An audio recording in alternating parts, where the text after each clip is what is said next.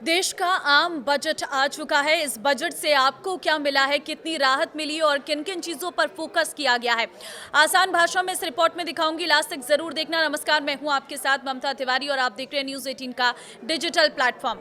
वित्त मंत्री निर्मला सीतारमण ने नवी बार आज बजट पेश किया है। वित्त मंत्री निर्मला सीतारमण ने अपने नाम ये एक और इतिहास रच दिया है। वित्त मंत्री निर्मला सीतारमण ने संत रविदास का नाम लेकर भाषण शुरू किया। वित्त मंत्री निर्मला सीतारमण ने कहा कि हमने देश के से गरीबी हटाने के लिए कई काम किए हैं। नई तकनीक आ रही है जिससे कई बदलाव हो रहे हैं। वित्त मंत्री निर्मला सीतारमण ने कहा कि हमारी सरकार बीते 12 साल से निवेश बढ़ाने पर काम कर रही है। आगे वो कहती है कि हमारा पहला कर्तव्य है कि अर्थव्यवस्था को तेजी से बढ़ाएं, उथल पुथल वाले वैश्विक माहौल में स्थिर बने रहें।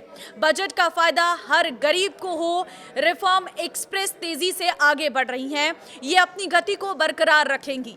केंद्र सरकार राज्यों के साथ मिलकर काम कर रही है। आगे वित्त मंत्री कहती हैं कि हम मैन्युफैक्चरिंग सेक्टर पर फोकस कर रहे हैं। पुराने सेक्टर को मजबूत करना, एमएसएमई को मजबूत करें।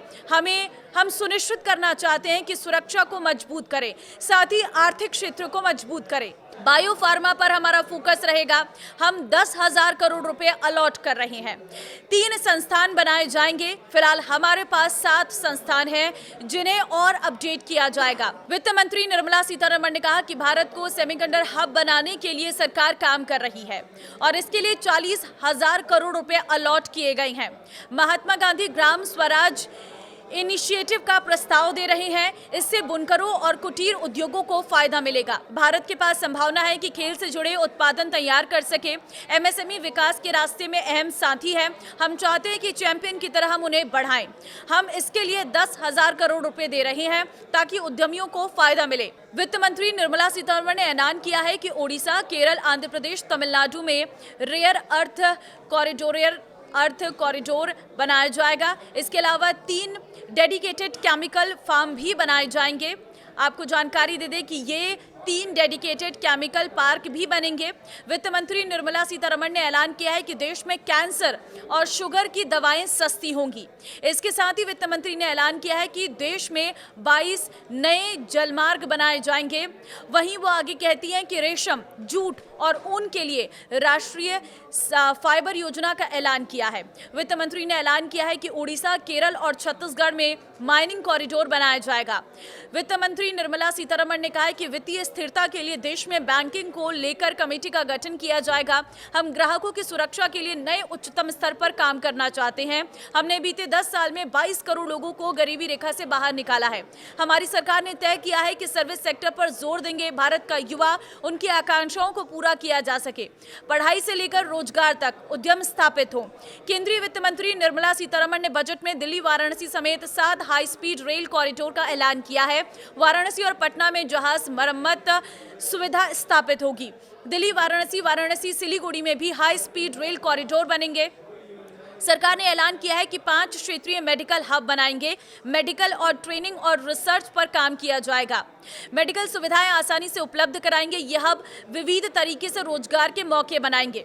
इसमें स्वास्थ्य क्षेत्र से जुड़े लोग होंगे। वित्त मंत्री निर्मला सीतारमण ने 3 नए all India institute of medical sciences AIIMS बनाने का ऐलान किया है।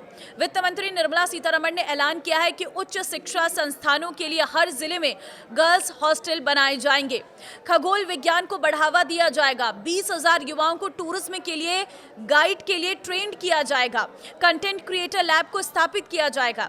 सरकार चाहती है कि साल 2047 तक सर्विस सेक्टर की 10% भागीदारी हो।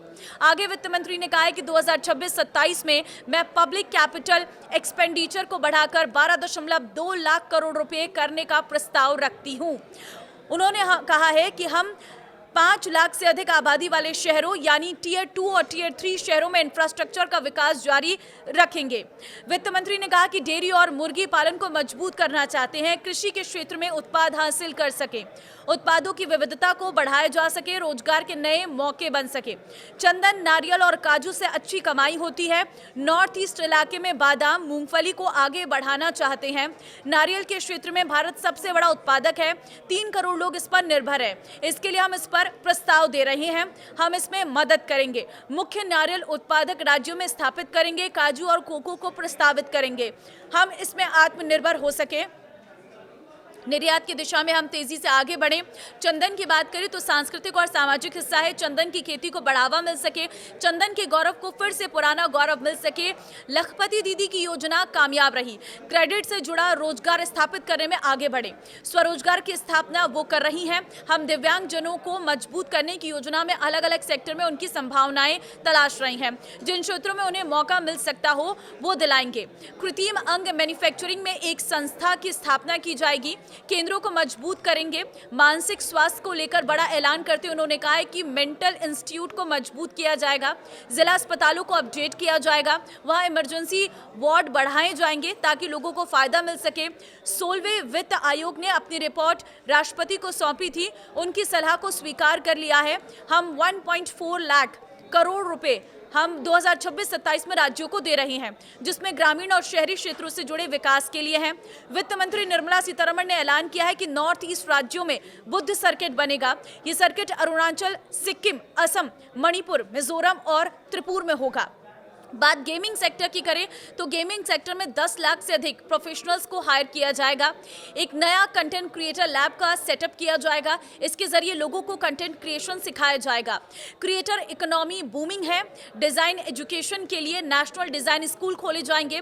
वित्त मंत्री ने भारत के एनिमेशन, विजुअल इफेक्ट्स, गेमिंग और कॉमिक ABGC सेक्टर को बढ़ावा देने के लिए देश के 15,000 सेकेंडरी स्कूलों और 500 कॉलेजों में कंटेंट क्रिएटर लैब स्थापित करने की घोषणा की है। तो ये नया भारत है जिसमें कुछ नई योजनाएं सरकार ला रही है। ये आज का भारत है और इस आज के भारत में टेक्नोलॉजी को डेवलप करने के लिए इस बजट पर ज़्यादा फोकस किया गया है। खासतौर पर कंटेंट क्रिएटर्स, किसानों को एक बड़ा फायदा इस बजट से देखने को मिल रहा है। जो चंदन का कारोबार करते हैं उन्हें बड़ा फायदा होगा और जो लोग इस वक्त कंटेंट क्रिएटर्स हैं उन्हें कहीं ना कहीं सरकार ज़्यादा बढ़ावा दे रही है ताकि और जो सरकार की योजनाएं हैं, सरकार की विविधता है और जो हमारी बाकी की चीज़ें हैं, संस्कृति है, उन सब चीज़ों के बारे में कंटेंट क्रिएटर्स एक प्लेटफॉर्म के माध्यम से लोगों को अवेयर कर सके। तो ये कुछ बड़ी घोषणाएं हैं जो आज के इस बजट में वित्त मंत्री निर्मला सीतारमण ने की हैं। अब ये किसके लिए कितना फायदेमंद है आप कमेंट में ज़रूर बताना और आपको क्या उम्मीद थी, क्या आपकी उम्मीदों का ये बजट आया? अपनी राय ज़रूर